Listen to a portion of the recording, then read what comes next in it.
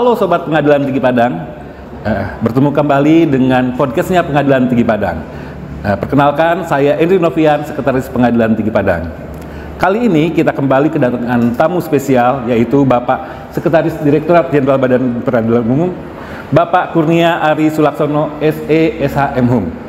Yuk langsung saja kita berkenalan dengan beliau. Halo Bapak, selamat pagi.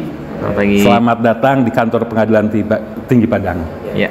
Bagaimana kabarnya Bapak? Sehat? Alhamdulillah sehat, Pak Hendri. Alhamdulillah. Sudah berapa hari Pak datang di sini? Alhamdulillah udah 2 hari. 2 hari di sini ya. Nah, kalau boleh tahu Pak, Bapak agenda ke Pengadilan Tinggi Padang ini dalam rangka apa Pak? Ya, baik, terima kasih Pak Hendri. Jadi saya ke Padang ini dalam rangka untuk penilaian ampuh yang memang udah menjadi tugas rutin dari Ditjen Badilum untuk melakukan evaluasi terhadap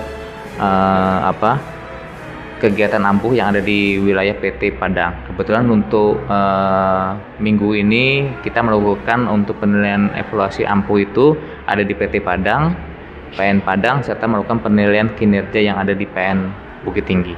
Gitu, Pak Hendri. Nah, tadi Bapak menyampaikan bahwa kedatangan Bapak ke Padang ini terkait pelaksanaan program ampuh ya, melaksanakan asesmen ampuh di PT dan PN Padang.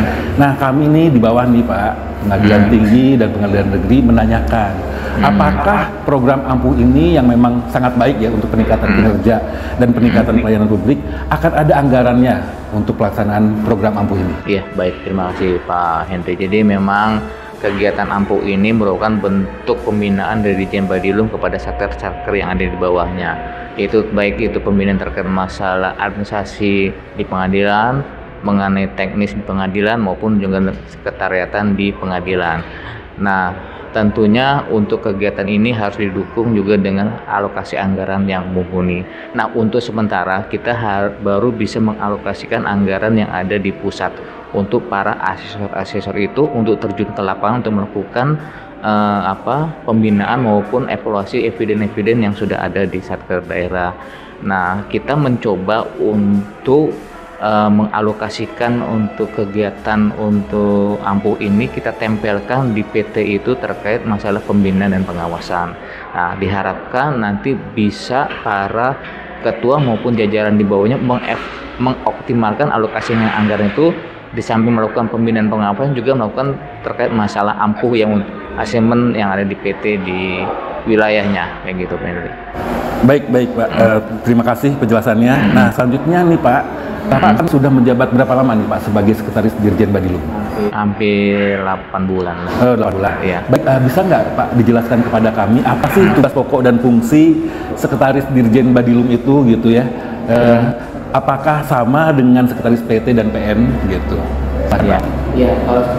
Kalau secara garis besarnya kan kita mengatakan bahwa seorang sekretaris itu merupakan supporting unit yang ada di satker-satker yang di daerah. Begitu juga dengan kita yang ada di Ditjen Badilum.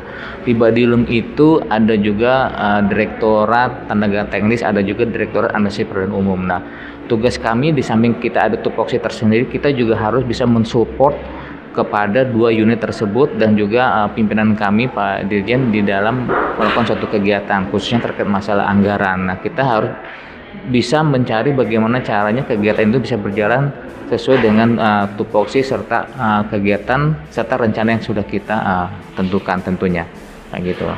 Jadi pada prinsipnya sama ya Pak, sama. Sekretaris PT dan Sekretaris PN. Sama. Baik Pak, terkait di PA 03 yang menjadi tanahnya Badilum Pak. Nah, di sana itu ada kegiatan ataupun program Pronas. Ya, ada 3 Pronas ya Pak kalau nggak salah. Untuk sidang di luar gedung pengadilan, pembebasan biaya perkara dan pos bakum. Nah, terkait ini kami nih Pak, terkait penyusunan anggaran untuk 3 Pronas tersebut, kami terdapat permasalahan loh, kok kenapa kami yang tidak mengusulkan misalnya, ataupun yang mengusulkan misalnya di PA awalnya itu suka tidak sesuai dengan kebutuhan.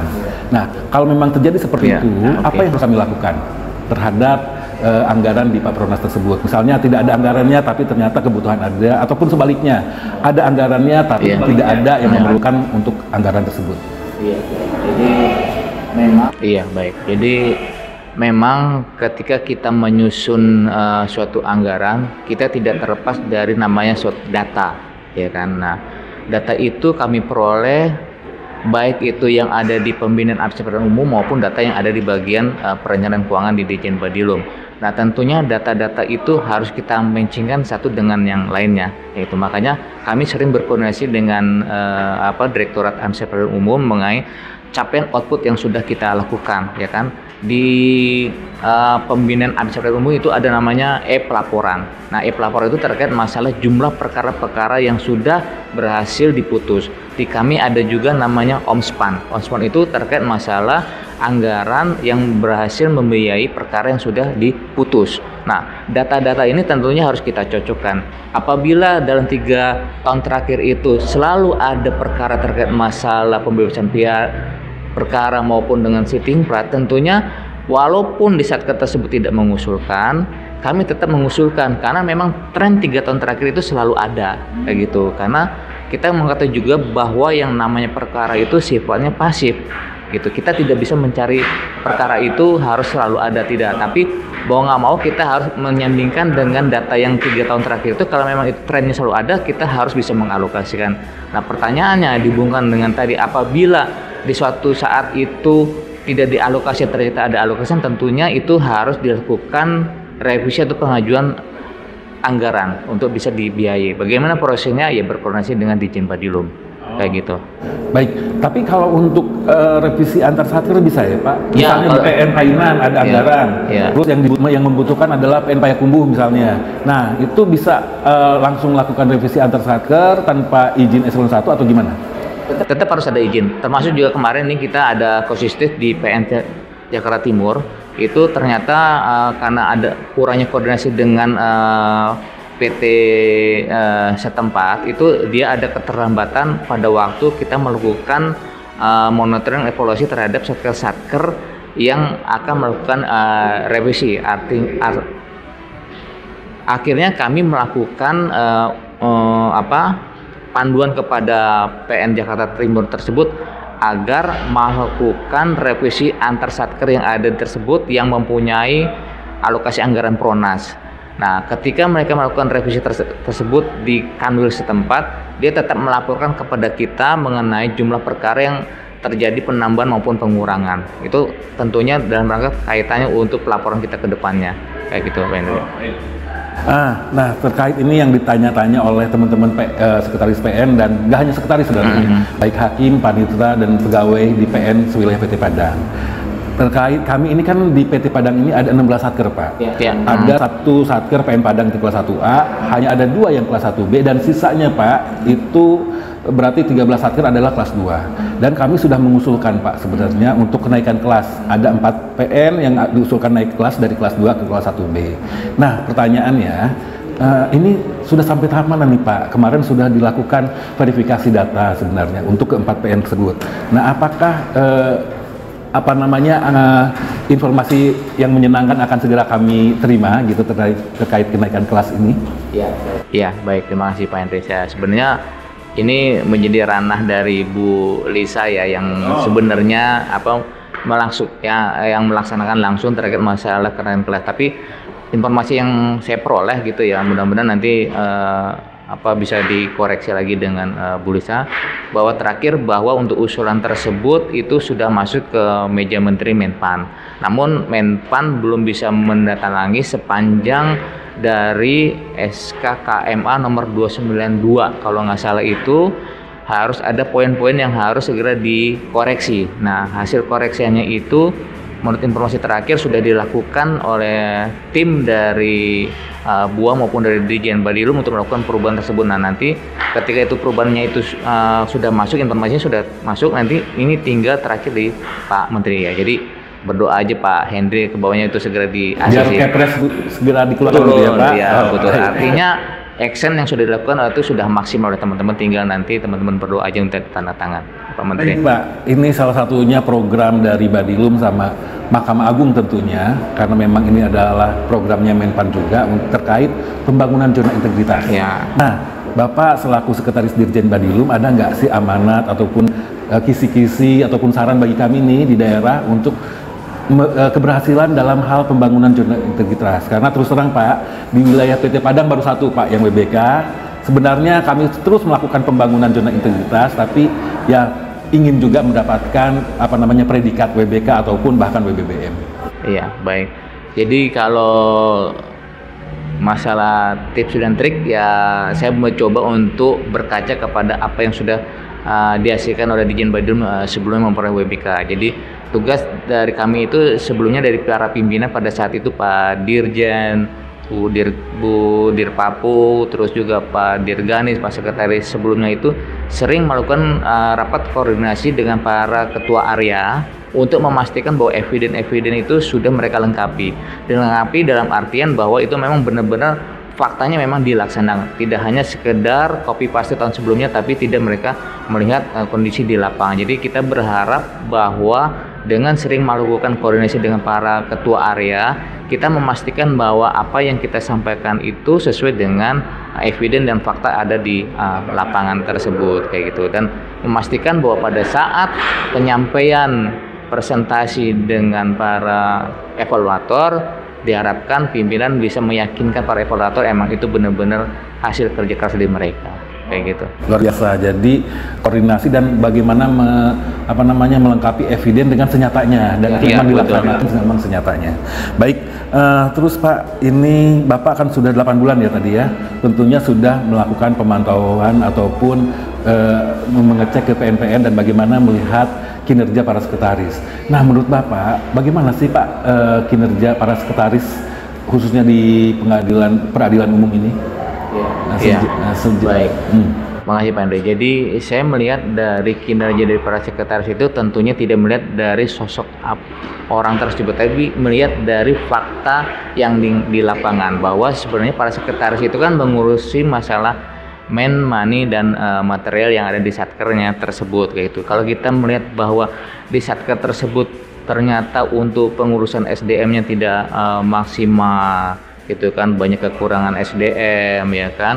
Nah, tentu ini kan menjadi catatan tersendiri bagi saya. Terus kedua terkait masalah Sarpras. Nah, Sarpras ternyata tidak maksimal di dalam pemeliharaan maupun juga penggunaan yang ada di setempat, dan juga untuk masalah keuangan itu bagaimana mereka dapat memperoleh tambahan ABT maupun mengoptimalkan anggaran yang ada di tempatnya tersebut. Jadi dengan mengaca dari tersebut tentunya kita bisa melihat performa dari para sekretaris. Oh, ternyata memang dari segi ini mereka kurang maksimal kayak gitu. Nah, berkaca dari situ kita mencoba untuk memacu kepada mereka bagaimana mereka bisa tampil ke muka, yaitu kemarin atas izin dari Pak Dirjen maupun dengan Pak Sema, kami mengadakan namanya satu kegiatan namanya role model para sekretaris. Pemilihan role model. Ya, pemilihan role model untuk para sekretaris seluruh Indonesia. Pada saat itu sebenarnya kami meminta untuk para PT mengusulkan hanya beberapa sekretaris yang diusulkan. Ternyata hasil dari arahan dari Pak Dirjen, coba dilepas aja untuk para seluruh sekretaris. Kita ingin tahu sampai sejauh mana animo dari para sekretaris untuk bisa tampil ke muka gitu. Ternyata dari 416 satker yang kita usulkan ternyata tidak lebih dari hanya setengahnya. Artinya di sini memang mereka belum bisa tampil untuk ke muka untuk bisa menjadi seorang role model. Atau karena persyaratan yang ini mungkin Pak yang memang terlalu berat, misalnya harus ada WBK atau penghargaan lainnya. Ya enggak, kita mencoba untuk yang persyaratannya yang untuk yang umum aja dulu sementara. Betul. Artinya itu memang sudah sepatutnya mereka harus bisa melakukan itu gitu. Kita tidak mereka harus mempunyai WBK apa WBM segala macam, tidak. Itu saya pikir itu sangat memberatkan bagi mereka. Kita hanya mencoba untuk persyaratan yang secara umumnya saja yang harus mereka lakukan itu. Baik Pak, selain pemilihan role model Pak, ada lagi nggak sih Pak program Bapak selaku Sekretaris Dirjen Badilum untuk meningkatkan kinerja dan kemampuan para sekretaris di wilayah peradilan umum ini? Kami tentunya di dalam meningkatkan kinerja para sekretaris ini, saya tidak bisa berdiri sendiri. Kenapa? Karena di kami itu kan untuk yang menyangkut sekretaris yang ada di daerah itu kan kegiatan yang kita pantau, yang kita evaluasi dan kita monitoring itu kan terkait masalah di PA 03. Tapi yang terkait masalah untuk di PA 01, masalah Sarpras, masalah kepegawaian non teknis itu kan semuanya ada di BUA. Nah, tentunya kalau kita mau meningkatkan itu, kita harus bisa berkoordinasi dengan Pak Sekma, kira-kira apa yang harus kita lakukan. Tapi Sementara kalau memang ini kita bisa lakukan, setelah ini role model, kita nanti mencoba untuk melakukan semacam yang sudah dilakukan oleh sebelumnya, itu sapa para sekretaris gitu. Kita coba untuk sapa sekretaris kita coba untuk diskusi kira-kira permasalahan apa yang sering terjadi di lapangan yang sering dikeluhkan oleh para sekretaris. Kalau kita diskusi lebih enaknya offline Pak, datang langsung. Kalau offline terkait masalah anggaran juga ya tentu perlu kita pikirkan gitu. Ya baik. Nah satu lagi Pak. Alhamdulillah kalau saya dapat kabar dan sebenarnya udah beberapa tahun ini bahwa Mahkamah Agung bisa memanfaatkan kembali PNBP yang sudah disetorkannya, dan untuk tahun ini dikelola oleh Direktorat Jenderal Badan Peradilan Umum, betul ya Pak? Betul. Nah bagaimana kebijakan Dirjen Badilum terkait pembagian pemanfaatan tersebut kepada satker-satker di bawahnya? Iya baik, oke. Memang menjadi semacam angin segar ya bagi Ditjen Badilum ya, bisa mengelola PNBP yang sudah ada, karena terus terang kami ketika sebagai penanggung jawab kegiatan yang ada di daerah untuk di Pak 03 itu sering juga mengalami curhatan dari teman-teman satker yang ada di daerah terkait masalah sarpras yang ada untuk menunjang terkait masalah teknis yang ada di sana, khususnya mengenai pembersihan perkara. Nah, alhamdulillah kita tahun ini mendapatkan PNBP sebesar 7 miliar. 7 miliar digunakan kembali sama kita. Ya, itu yang kita manfaatkan kembali. Kemarin hasil konsolidasi dan masukan-masukan dari pimpinan maupun satker daerah, ternyata dengan adanya pemberkasan elektronik ini mereka sering mengalami kesulitan untuk masalah scanner dan printer gitu. Nah, berangkat dari situ akhirnya kita menyepakati bahwa untuk pengadaan tahun ini kita memberikan yaitu untuk scanner dan printer, dan mungkin sebagian ada beberapa juga untuk PC-PC yang dibutuhkan oleh satker daerah maupun laptop yang ada di pusat gitu Pak Hendri. Oh gitu. Nah untuk pembagiannya sendiri Pak, pertimbangan satker yang dapat itu satker yang seperti apa nih Pak? Ya, pertimbangannya tentu kita harus melihat mengenai jumlah berkas perkara yang diajukan kasasi maupun banding kayak gitu. Jadi kami tidak melihat dari besar kecilnya dari PNBP yang dihasilkan, tapi kita melihat dari jumlah berkas perkara yang diajukan banding maupun dengan kasasi gitu. Karena sangat tidak elok apabila satker daerah yang tidak menghasilkan PNBP tapi ternyata untuk kasasi maupun bandingnya dia banyak kayak gitu. Tapi tidak didukung misalnya dengan gitu. Jadi kita melihat dari itu. Alhamdulillah sepertinya sangat adil Pak. Gitu. Dan mudah-mudahan PT dan PNS wilayah PT Padang juga dapat Pak. Insya Allah ya, insya Allah. Jadi sekedar informasi juga Pak Sekretaris bahwa PNBP itu tidak hanya sampai di sini, tahun depan pun masih ada. Nah apabila tahun depan itu masih ada beberapa satker yang belum mendapatkan, rencananya hasil diskusi dengan Biro Keuangan bahwa nantinya itu akan ditempelkan kepada satker tersebut. Jadi ditempelkan itu masuk DIPA maksudnya? Iya, masuk ke DIPA mereka. Jadi biar mereka yang mengadakan sendiri sesuai dengan spek yang kita tentukan. Jadi biar mereka lebih cepat di dalam pencairannya. Kayak gitu. Baik. Nah, ini benar-benar informasi baru yang memang sangat ditunggu-tunggu dan menyenangkan para sekretaris tentunya nih ya teman-teman di daerah nih. Baik, mungkin karena waktu Bapak juga masih ada kegiatan nanti ke PN Padang sama ke PN Bukit Tinggi ya Pak, gitu ya. Untuk penilaian terbuka informasi sama ampuh ya Pak. Ampuh ya. Baik, kita cukupkan sampai di sini Pak. Luar biasa informasi yang Bapak berikan. Sebelumnya terima kasih. Demikian Sobat Pengadilan Tinggi Padang, bincang-bincang kita dengan Sekretaris Direktorat Jenderal Badan Peradilan Umum. Terima kasih saya ucapkan ke Pak Ari. Sampai berjumpa di podcast Pengadilan Tinggi Padang selanjutnya. Oke, baik. Terima kasih semuanya. Assalamualaikum warahmatullahi wabarakatuh. Waalaikumsalam warahmatullahi wabarakatuh. Terima kasih Pak.